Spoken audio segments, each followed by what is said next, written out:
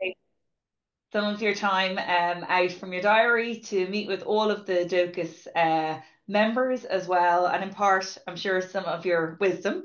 So, as some of you may know, the International Disability Alliance is an umbrella network of over 1,100 organisations of persons with disabilities and their families from across 8 global and 6 regional networks. And I just want to say before I hand it over to Caroline, who will be moderating this session, is that we will be recording this so that you're aware. And also, just a short thank you to both Mabub and Lauren, the co-chairs of the Disability Working Group, for organising this session also. So with that, I'll hand over to Caroline, who will moderate this session. Thanks, Caroline. Thank you. And just echoing the welcome to Jose, and thank you to everybody attending. We've got some people in person in the room and then people online as well. So while I'm moderating this, we have called this a conversation with Jose. So we would like it to be conversational. So those in the room, I might kick off with an opening question, but then please do jump in with questions with Jose. This is not an opportunity that we get often.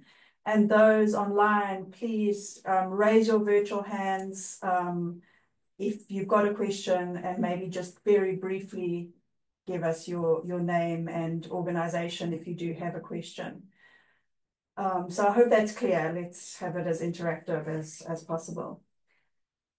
So Jose, as I understand it, you're here in Ireland at the moment in your role as Executive Director of IDA, or at least in part for some meetings about the Global Disability Summit.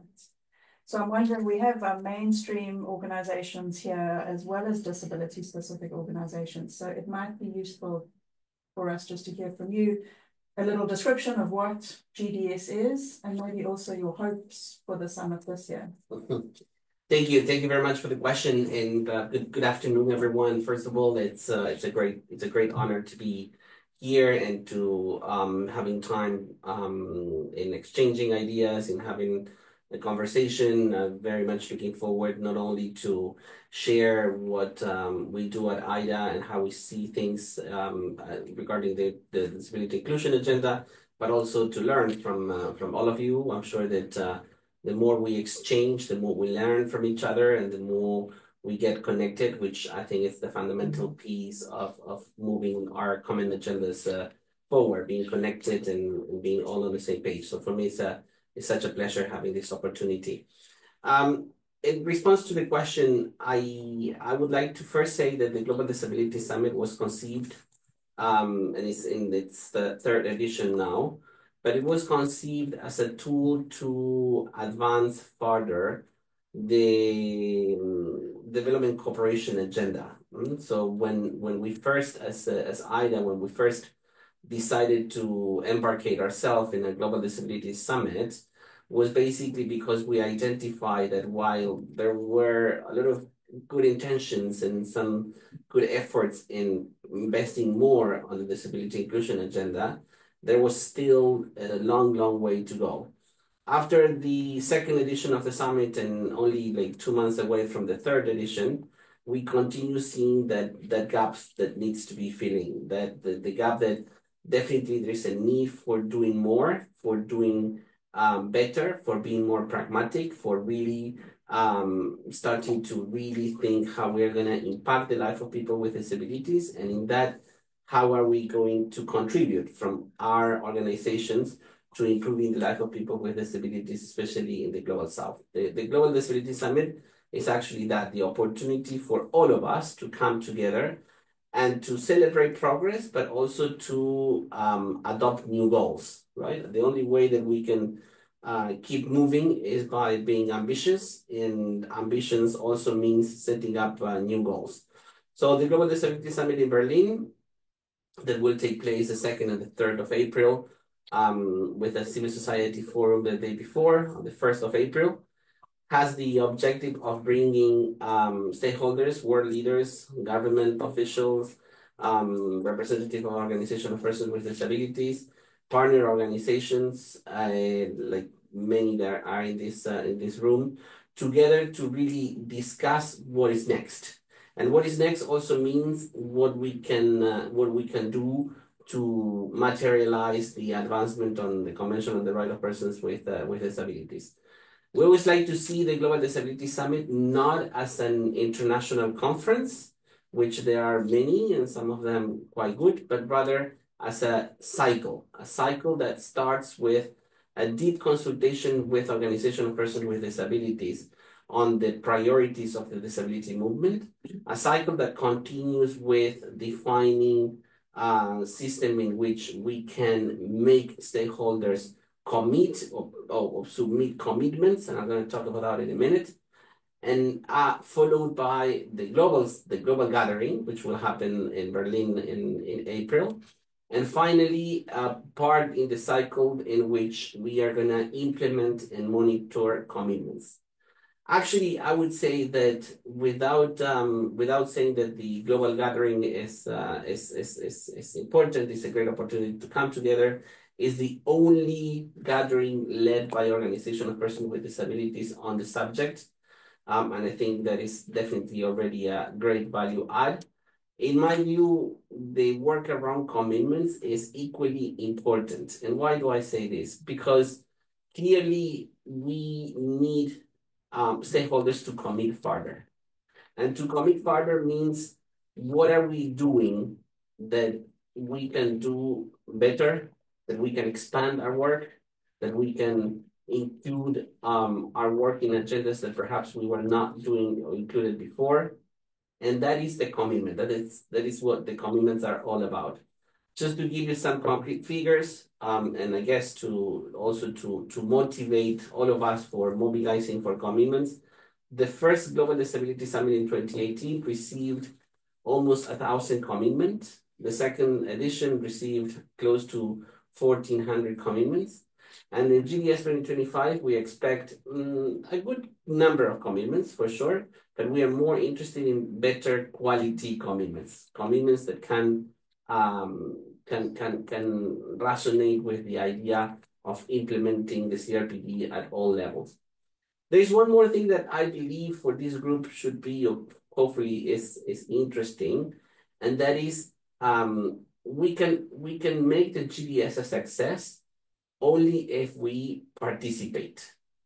And if we participate, but when I say participate, I mean not just showing up to Berlin, which is a great city and a great opportunity to get together, but participate means what can we start doing now, or what maybe we should have started doing, right? And what our plans are after the summit. And there are at least a couple of key things that we can consider when we think about meaningful participation. Before the summit, what are we doing to mobilize for good commitments? So how much are we pushing our government to submit commitments? How much are we thinking as organizations to submit commitments?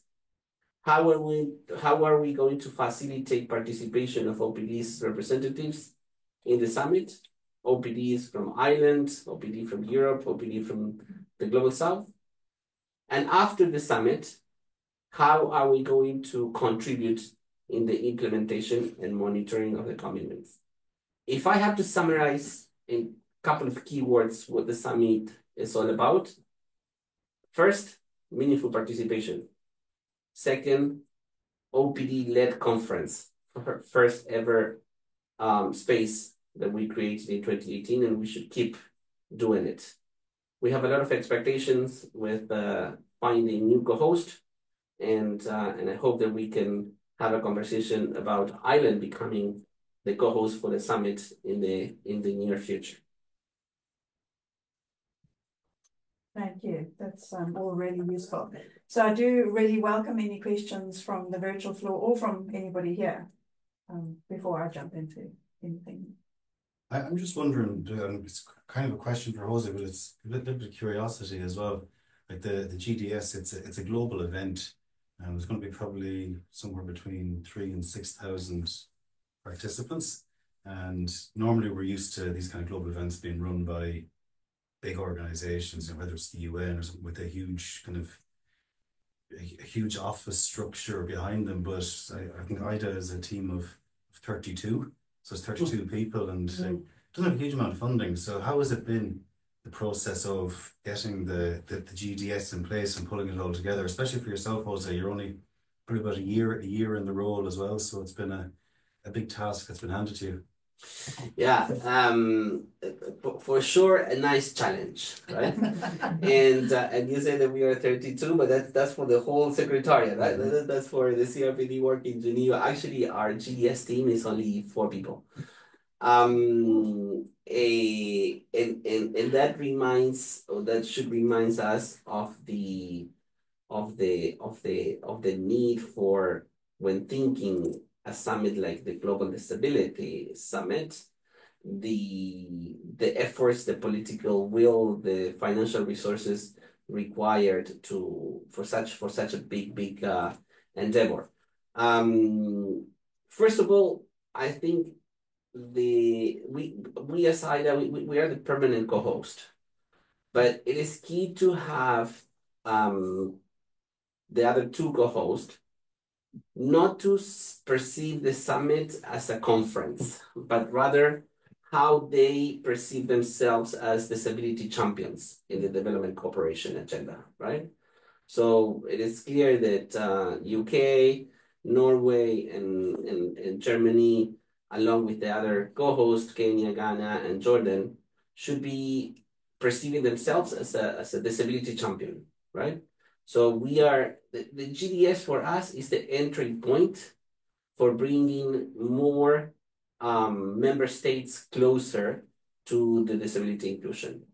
It's a challenging task. It's a challenging task. We, just to give you some concrete figures, we are expecting, as you said, 3,000 participants.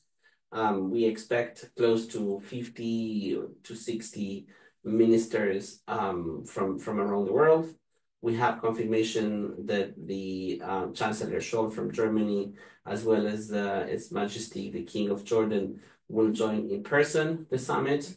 We have the confirmation of the UN Deputy Secretary General Amina Mohammed to come in person, and we have confirmation of some other UN agencies, executive directors that will join us in person.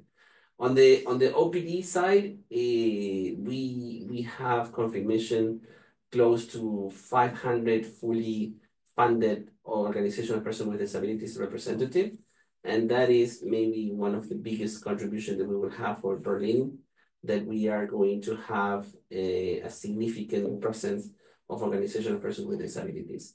This is a lot of work. It's a lot of work, but overall, we believe that the Global Disability Summit, as a complementary tool to the Convention on the Right of Persons with Disabilities or to the SDGs, can really make a difference in the life of people with disabilities. It's a lot of work, but it's doable. Just ask actually, Jose, I'm Emma from Sightsavers, and nice to meet you in person. Berlin in December was the European Regional Disability Summit. I was in attendance myself. Were you happy with the outcomes of the regional summits that occurred? Does it give a kind of a good lead up in comparison to previous regional summits? I know we took an awful lot from it and gave us a good kind of barometer of what's to come from the GDS itself. So from an IDA perspective, were you happy with the outcomes? Indeed. I mean, we were really satisfied, not only because of the outcomes of the summit, but actually because we had the opportunity to kind of have more regionalized discussions, right? Of course, we all have the same goals at the global level, right? So it's absolutely clear that we share a vision for more disability inclusion investment, that we all share a vision on OPD becoming more and more in the center of the picture and in the driving seat of this journey. But at the same time, the whole idea behind having regional pre-summits was to give the disability community the opportunity to discuss and to facilitate engagement and networking more regionally. We truly believe in, actually this is the second time that we are doing these pre-regional summits, and clearly what we are seeing is that at some point there are more opportunities for specific networking, for engagement, for discussing the topics that the region or matters to the region in these summits, and definitely we see them as a great complementary kind of instrument for the Global Disability Summit. In particular, the regional summit in Europe, we did it, and I say we, I should clarify, one of our members, the European Disability Forum, was in the lead, which for MIDA is another great achievement. We at IDA are really trying to do more and do better in terms of facilitating engagement of our members in different work. So the fact that the European Disability Forum was in the lead of the two regional summits here in Europe speaks on this idea of IDA facilitating opportunities, IDA facilitating spaces, and I really want to share this message with all of you. IDA is the platform that allows us to come all together, but also should be seen as a platform that facilitates opportunities. But going back to the point about the regional summit, I really think that in particular the European Regional Summit have been both in the first and the second edition, but more importantly, the second edition, an opportunity to really encourage European stakeholders to be more engaged in the disability inclusion agenda. And that can range from humanitarian action to climate change or to assistive technology, no matter what agenda. But I think the regional summit here in Europe has given us the opportunity to say to Europe, we are a strong community. We need more partners to advance our agendas. Just picking up on that point of partners, you were talking about the potential in the future of Ireland being a co-host. And I'm just wondering what is the planning cycle in terms of who's going to co-host? Like, have you already been talking about two co-hosts for the next summit? Is Ireland in the mix for that, or is that further down the line? Just in terms of us and our role in mobilizing. If it was for us, we would like to announce Ireland being the co-host of the GDS 2028 today. Okay. And I'm sure that you will share that ambition with me. So the GDS happens every 3 years. As I said, it's a 3-year cycle. Pre-summit on commitments and consultations. The year of the summit mainly focus on the conference and such. And the third year is a follow-up and in terms of monitoring and implementation of commitments. So we have advanced conversation with the state of Qatar for hosting the Global Disability Summit in 2028, but we would love to have Ireland to be the co-host also and hopefully for the 2028 edition, and if not, soon after. We don't want to wait too long. I think Ireland deserves the opportunity to be more engaged, and if we are looking at Ireland, it's definitely because the disability movement in Ireland is strong. The partners to the disability movement have been mobilizing resources and engagement to a very important and successful level. So why not think Ireland as the next country that comes closer to the disability inclusion agenda? We were just having a few meetings earlier this morning, and I guess my biggest takeaway from those meetings is it's important to start, no matter if it's small or big, but it's important to do something. And I think that is a shared responsibility as OPDs, as partners to the disability community, is to help, in this case, the Irish government to start doing more on disability inclusion at the global level. Okay, that's a really nice, tangible takeaway for us in terms of focus on mobilizing. In particular, as where tomorrow will be the announcement of the government, and on Sunday, Neil Martin, our Deputy Prime Minister in Taoiseach, and announced that we would have a full cabinet minister for disabilities for the first time, which is a massive milestone in Ireland. Congratulations. Yeah. We'll wait for the announcement. And we won't hold our breath.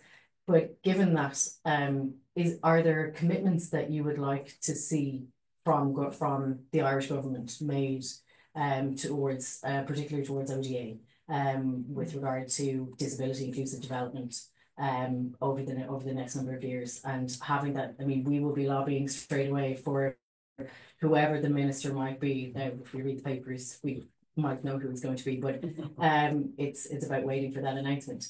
So we'll be in full flight ourselves, CBM and DOCUS, to try and actually get a minister in person in Berlin in April. But from a commitments perspective, what would you like to see for organisations such as ourselves that are working in the space?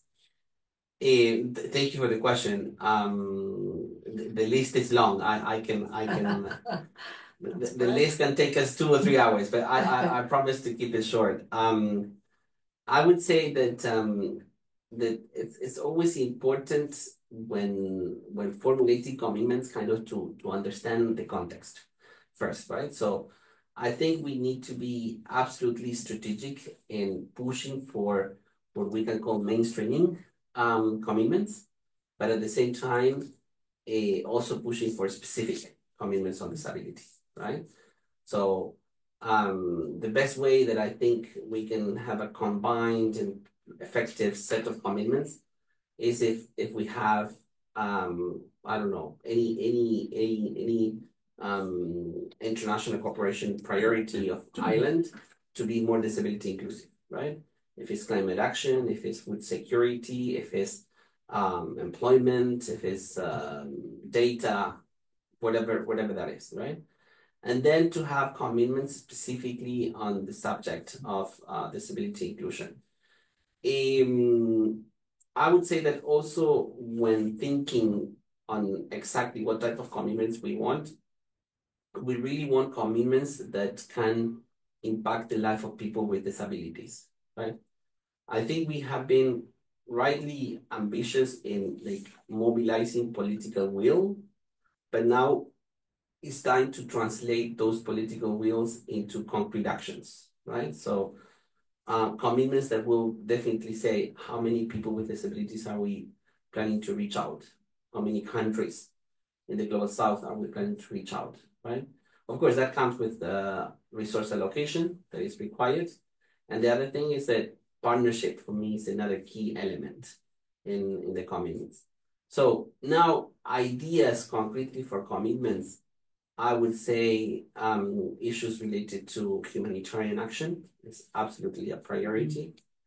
Of course, any action related to what I like to call more the traditional agenda, like health, education, employment, is always welcome.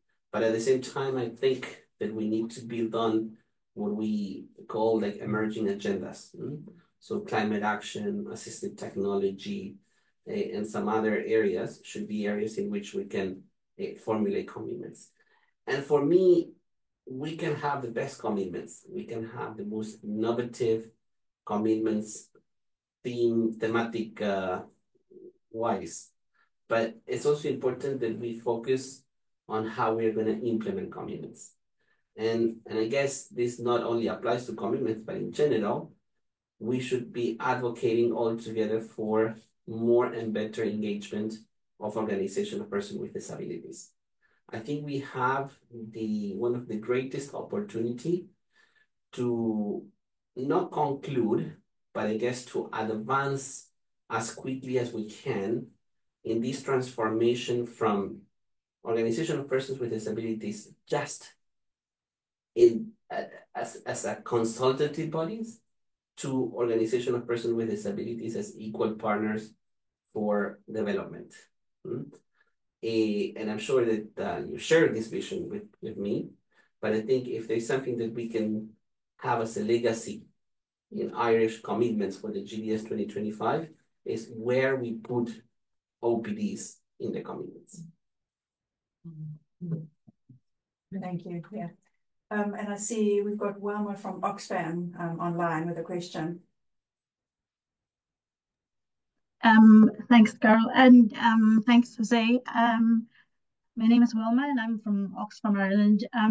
It's really just, you already alluded to that with the assisted technology. I was just, I suppose, interested to hear from you if at the Global Disability Summit you're anticipating more discussions around how disability plays out in a digital realm, and what has been some of the emerging issues in relation to that. Um, Also would be interested to hear, I suppose, your a bit more about what IDA is doing on the sort of digital and disability rights. Thanks. Right. So about the Global Disability Summit, yes, we're gonna have an exhibition that will have approximately 80 booths, and almost 50% of that would be dedicated fully to assistive technology. So clearly we are seeing the potential of this agenda. However, and maybe I'm connecting this with the second part of the question, which is what IDA is doing around digital technology and disability rights. And I can even be a bit more broadly speaking here, and what we are seeing in our position in a way is we need to be quite careful with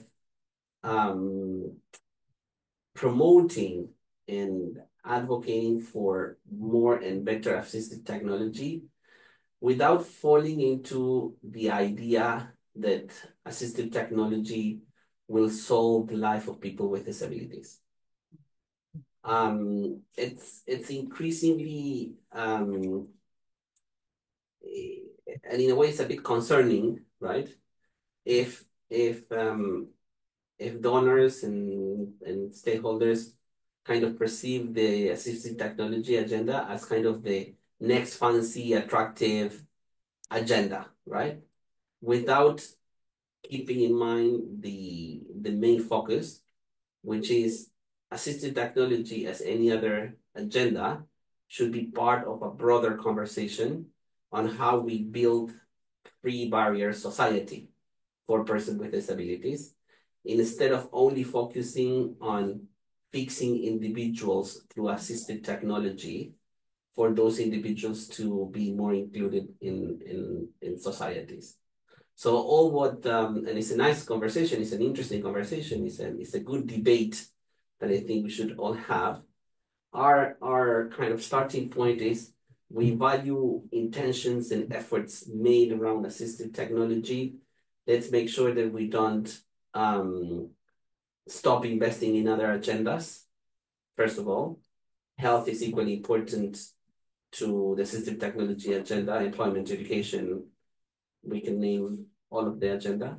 And second, the approach to the assistive technology agenda should respect the social model of disability and how we need to correct societies and not necessarily just focus on individuals. Thanks for that, Jose. Yeah, just following up on that, Jose, do you think something that is at the back of my mind as a concern is the idea that innovation and change equals technology solutions, rather than reclaiming the idea of innovation as also having social solutions, like you say, fixing society, addressing these more nuanced barriers. Do you think we're in a position to reclaim that idea of innovation as being wider than just these technological, assistive technology solutions? Or have we lost that battle? Is innovation sort of the new shiny thing and it's just digital, it's just AT, and we're not really tackling innovation to change some of these root causes? Yeah. I mean, definitely it's going to be a hard battle, but I think we as a disability movement, we have significantly accumulated experience and this idea of social innovation and social solutions, right? So I think while this agenda can seems to be challenging at the beginning, right? And maybe kind of, rushing that we need to get on the assistive technology, on the digital agenda, because everybody's speaking about the digital agenda and assistive technology. We as a disability community have done a lot in building these ideas of social solutions and systemic change, and not just working on one specific thing. But I think we have enough experience, enough numbers of instruments to use. So I'm convinced that we can get on this agenda and bring at the same time our long-term perspective and our cumulative experience. That's a nice, hopeful answer. Thank you. Yeah, and if I can just follow up on that, still a question for me in terms of, like, for instance, Jose, in the age of AI, which is not going away, unfortunately, should we as disability advocates be part of the conversation now, or should we, step back a little bit until, other discussions are taking place? And what would that mean for us in the sector pushing for disability inclusion? So maybe it's just, something that, even for ourselves, we often think about too. We need to be in. No, I mean, the more we wait, the more we gonna lose, right? I think it's a nice challenge, because while we need to be in, we need to know what we are going to contribute with and what we are going to concrete ask for, right? And that is a debate that, in my view, still needs to happen, right? But definitely, I'm going to say something that I'm sure we all know and we all agree. Being in allow us to know what is happening. Waiting to be ready to engage is in my view the missed opportunity.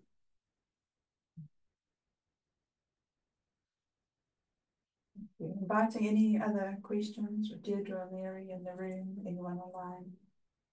One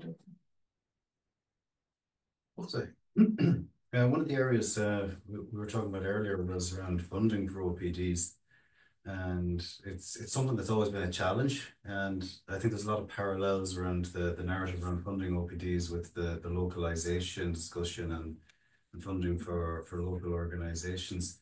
What do you see as the obstacles to funding for yourselves as a global representative organization, but also the other 1,200 members that you work with who struggle for funding for different reasons?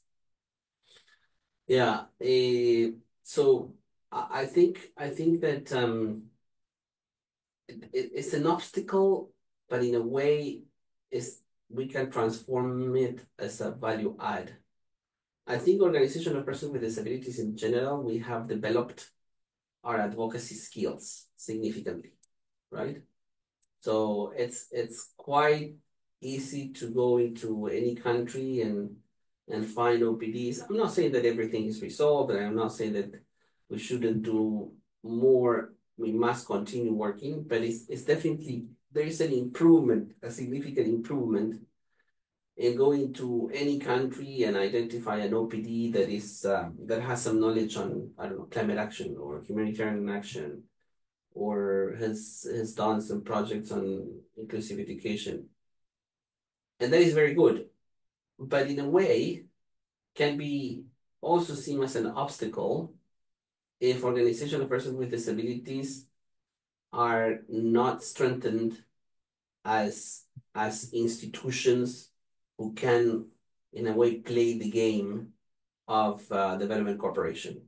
And that means donor relation, reporting, grant management, finance, monitoring and evaluation, right?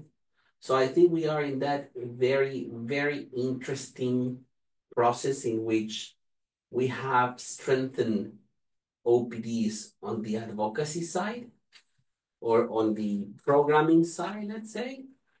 Our next big challenge or investment is how we bring up, we speed up, we bring on the same page organizations, and that goes from IDA all the way down to small OPDs to be seen more and more as reliable and trusted partners for international cooperation.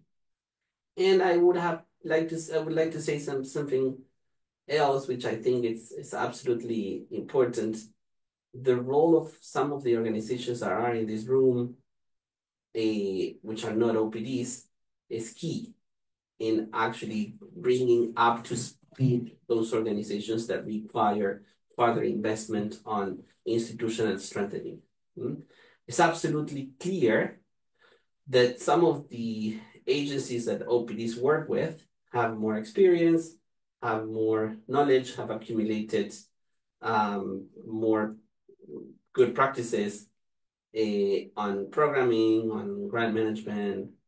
It's important I think there are two important things to be said here.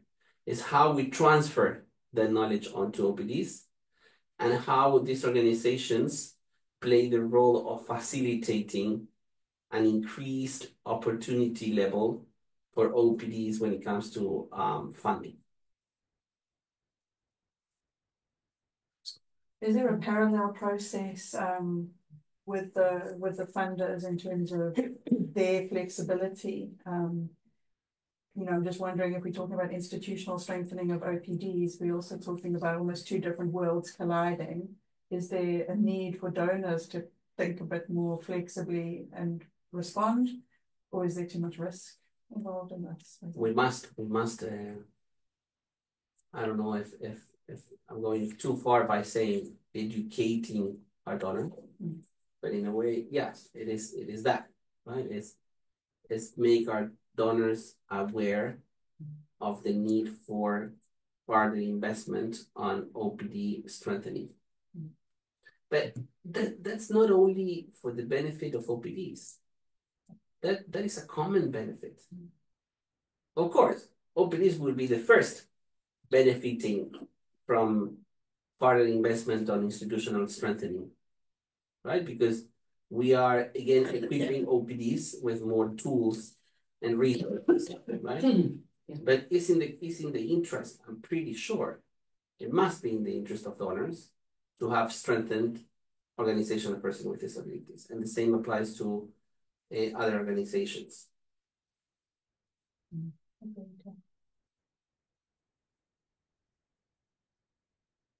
Just checking the online participants. Any more questions?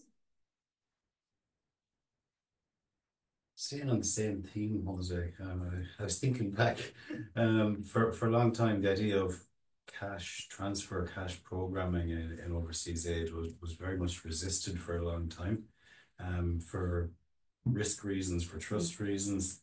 I think kind of funding of local organizations through the localization agenda been resisted or maybe danced around a lot or talked around, again, for similar reasons, trust, risk, those areas. Do you find there's the same issues when it comes to funding OPDs as well? No, it's a common, yeah, it's a common concern. Yes. That's why it's important to, what I was saying before, right? How we, as OPDs, we benefit from organizations who have gone through that process and know how to do it. So this knowledge transfer, right? This sharing capacity building, because it's absolutely clear what is our value add as OPD. We bring the voice of people with disabilities. We bring the legitimacy of being representative membership-based organizations, right?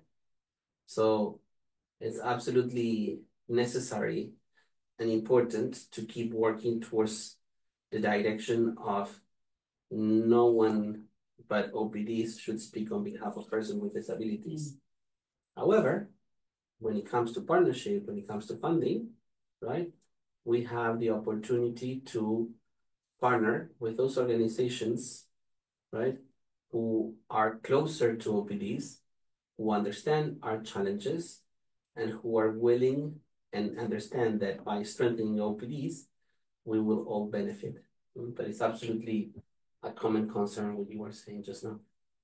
Maybe just following on from that, Jose, maybe the GDS is primarily around government commitments, but just kind of noting, you know, the whole localization of the role of INGOs and the shifting nature of how INGO roles are changing.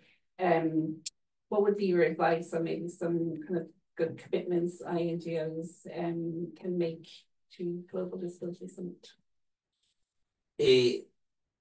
I would split that answer into like two pieces. One is I think we have the fantastic opportunity when it comes to commitment in somehow not rethinking. I don't think that the question is, oh, we need to do everything differently. No, it's actually building on what we have achieved, but it's how we partner across organizations, persons with disabilities and other organizations, right?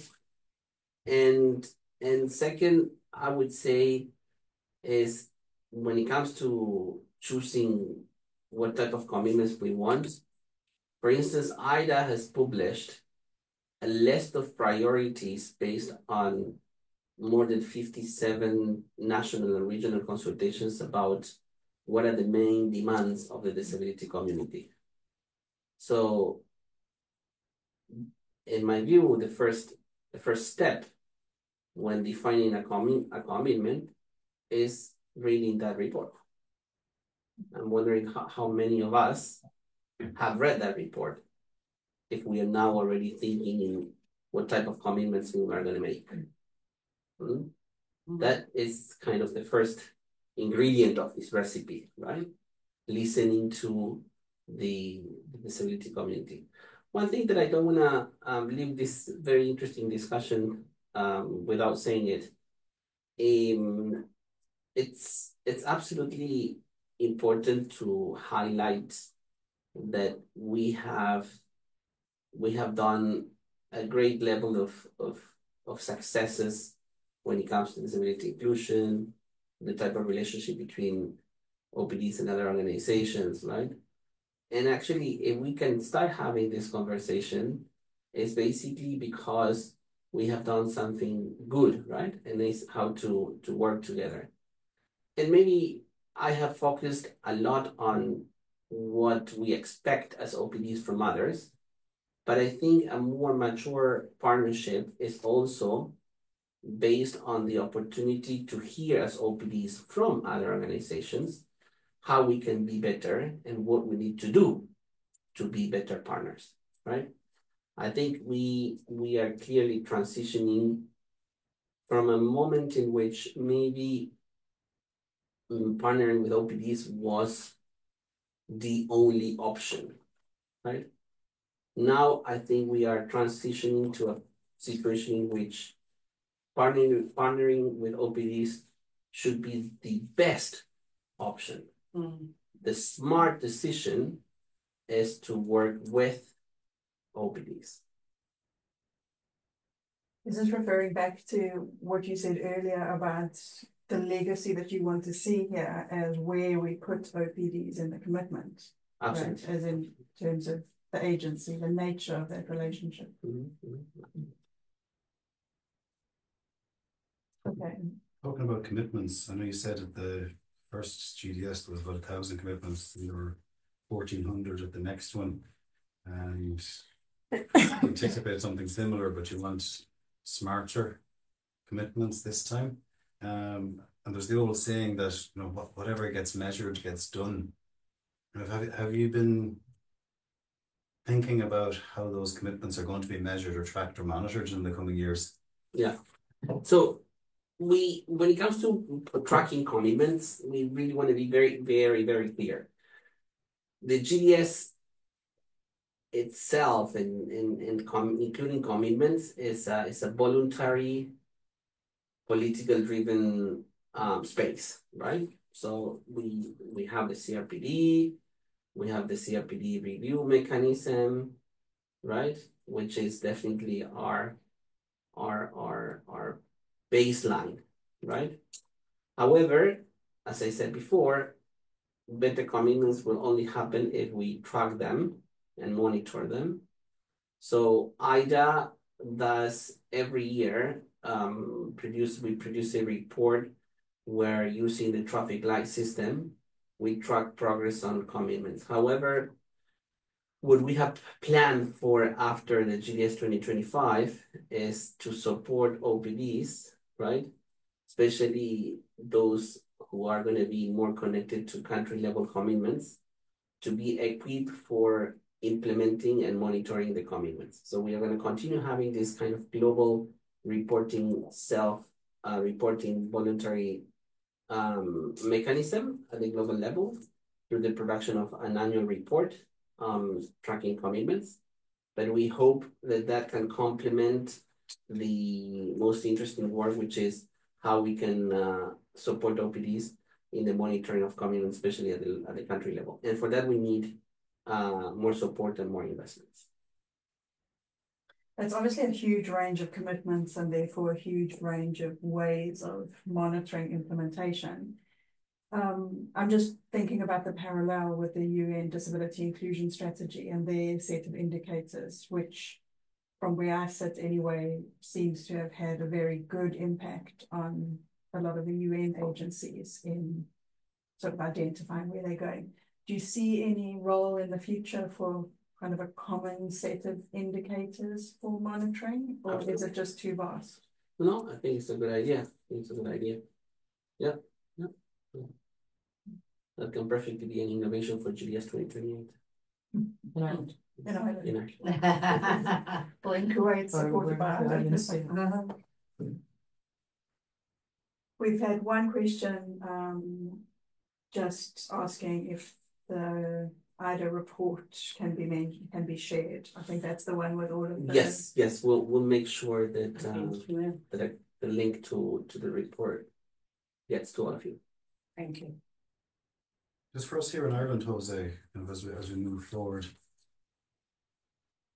is there any particular countries you would point the Irish government towards in terms of their commitments to disability inclusion in their international cooperation to reference, to look towards, to see as kind of better practice? Yeah, I mean, I would say that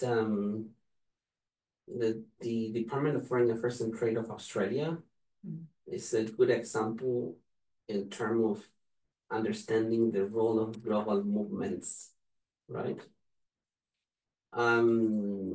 So that is basically a good kind of mirror to look at, along with, in my view, maybe I mean, it's the Swedish government what I'm referring to, right?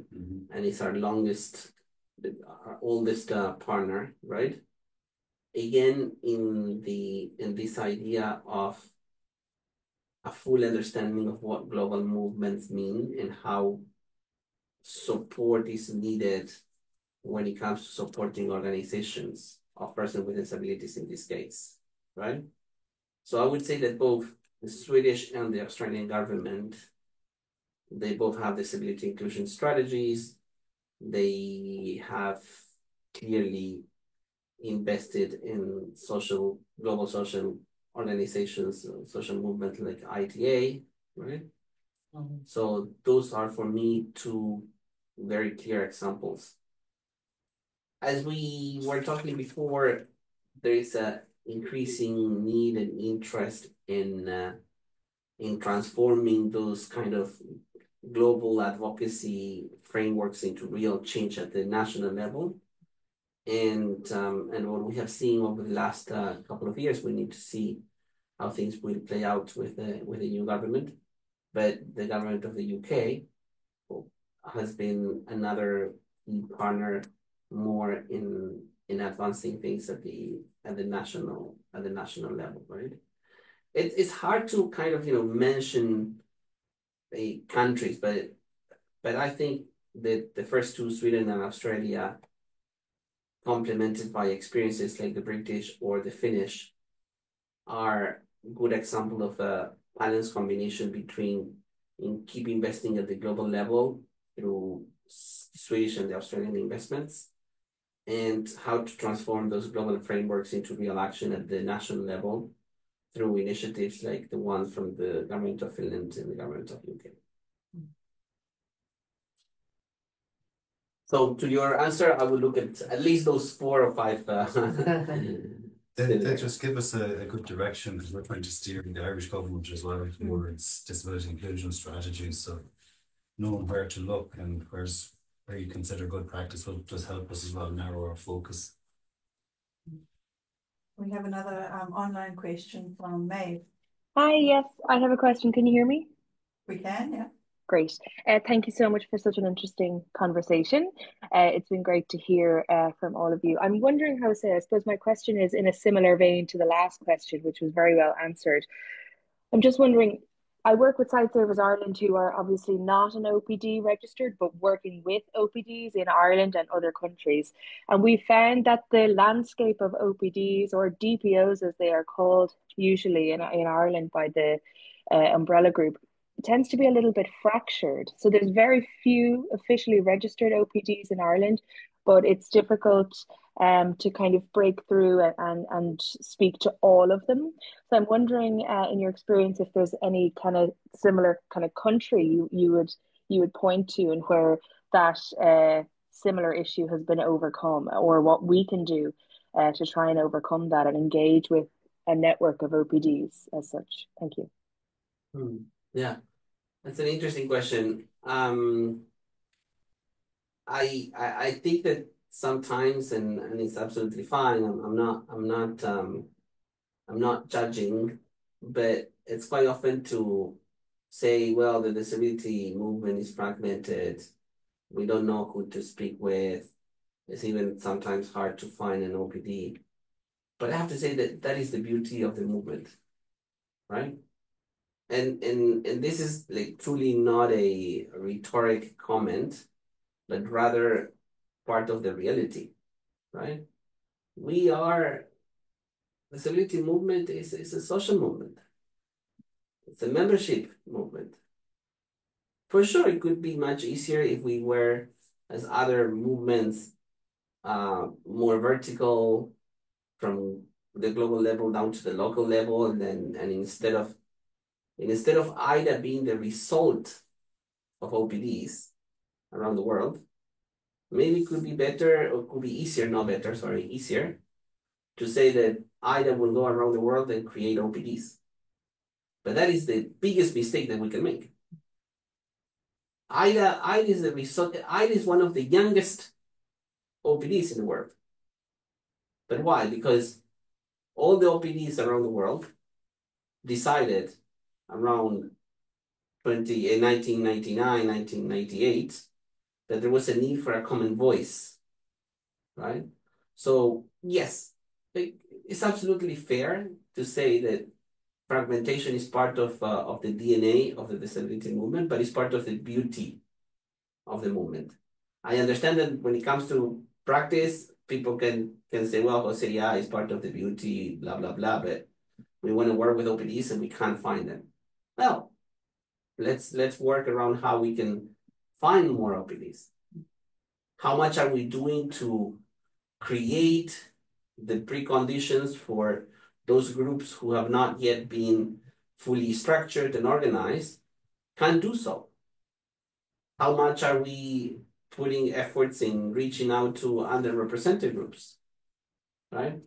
How much are we doing for promoting issues like youth or women within OPDs, right?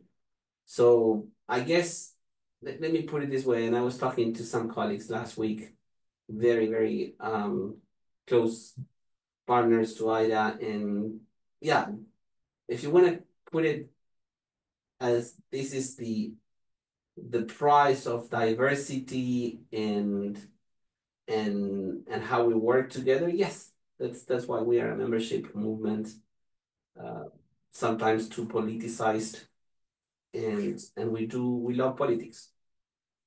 Is that good? Yes, it is good. Thank you so much. That's a wonderful answer. Thank you. I really want to follow up on that because given what we might call fragmentation or we might call organic social movements, I mean, we sometimes see these OPD mapping exercises, right? In certain contexts. I'm not sure if there's been one done here, but we see them in certain contexts. Is there a role, or is this too much of a fluid, organic social movement that mapping these things in itself is, not useful, and the landscape changes so quickly that there's a lot of investment in mapping that. Would you see a role for mapping? No, absolutely. I think we are lacking of better mapping of OPDs. I think the better we can be in terms of mapping, but not just how many OPDs we have in one country, but who's doing what, how we are collaborating, who is expert on what topic, etc., etc. So actually, I would say that we need more and better mapping. We, even as OPDs, I can imagine that it gets even more necessary for other organizations. Absolutely. Is there a pattern as to where this mapping is happening? Because the places where I've seen the mapping happening is often post-conflict, complex contexts. Yeah. Rather than, like, I don't know that we've got a mapping in Ireland where it is arguably easier to do. Yeah, no, I don't think we. There's a young woman in University College London who's doing an extensive global mapping, and she has, I think, she's a disabled woman, she's 3,000 OPDs listed across, and it has that level of detail, Rosa, that you were speaking to, in terms of not just, obviously names, but who were the key experts, what their website looks like, do they have it? So like really comprehensive mapping, and that's part of her PhD. So okay. Yeah. And will that become public, do you know? I think she's kind of looking at it now. She's keen to talk to different people around it to see what type of a potential resource that can become.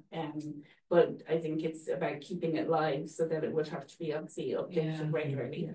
And then it's the ownership of it. So it's what that, you could have one of us INGOs coming in and buying that mapping and then having that mapping there as well. There's a whole list of OPDs that we can reach out to. So I think there's pieces around how that, ethical issues on that as well. So yeah, but there is, I think it's the only extensive kind of mapping that has happened. There's something about respecting and celebrating the organic nature of it and yet still finding who's doing what.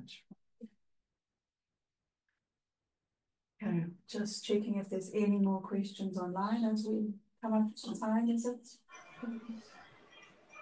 No. The questions in the room.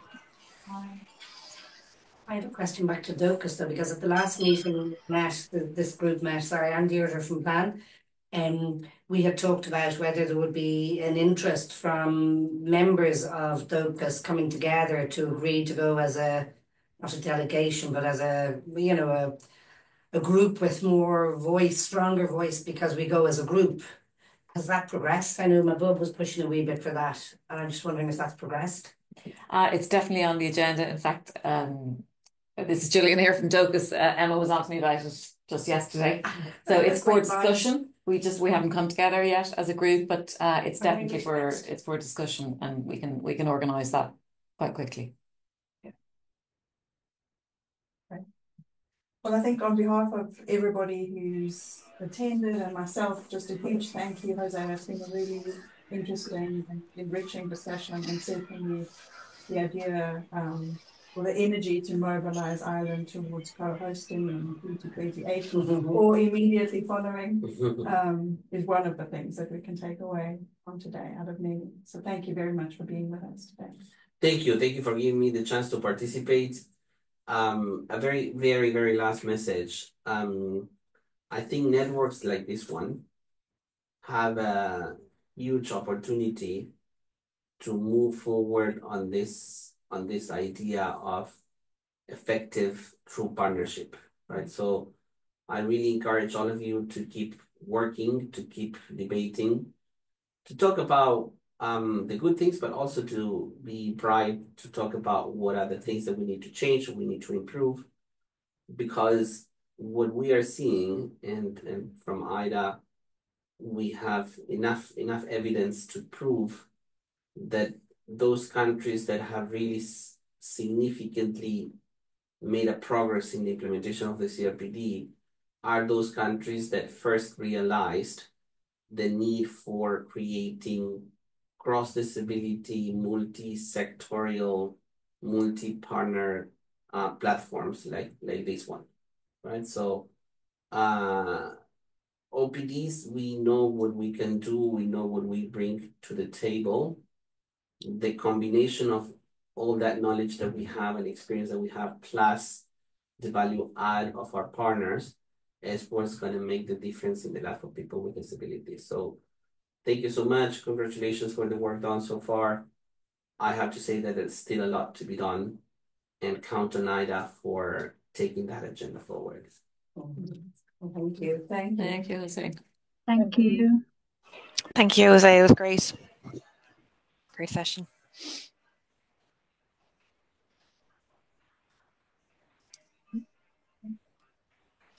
Sorry, I might just say on behalf of Sightsavers Ireland, Lauren here, just to say thank you again, Jose, and thank you to Mabub, who couldn't unfortunately be here with us today, for planning all of the session in the background to bring it to the working group.